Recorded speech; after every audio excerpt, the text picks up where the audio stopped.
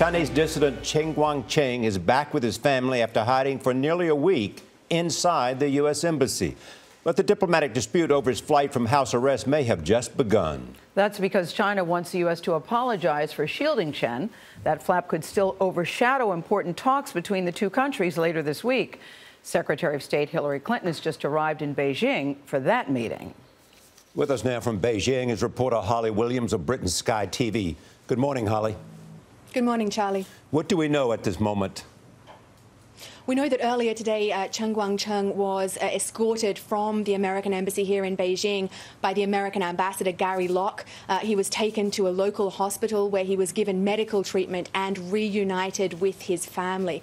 We understand that his very first phone conversation was with the U.S. Secretary of State. He apparently thanked Hillary Clinton for her help. It was an emotional conversation, and we understand that he also told her in broken English, "I would like to kiss you." It seems to be a happy ending for Chen Guangcheng and his family. They have apparently been guaranteed a safe existence here in China. However, the Chinese government has made it clear that they are very angry. They think this constitutes interference in their internal affairs. They've demanded that the U.S. government apologizes, punishes the officials involved in this case, and guarantees that nothing like this ever happens again.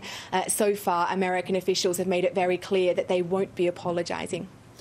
Do we know exactly what the Chinese are reporting as to what they will do if the United States does not apologize? Well, the Chinese haven't said anything about that, but we do know that this is a very public embarrassment for the Chinese regime. This is an authoritarian state. They don't like having their dirty laundry, as they see it, hung out for the international community to see. But for the American government, this really presented a diplomatic dilemma. Remember that Hillary Clinton is here in Beijing for high-level talks on security and the economy.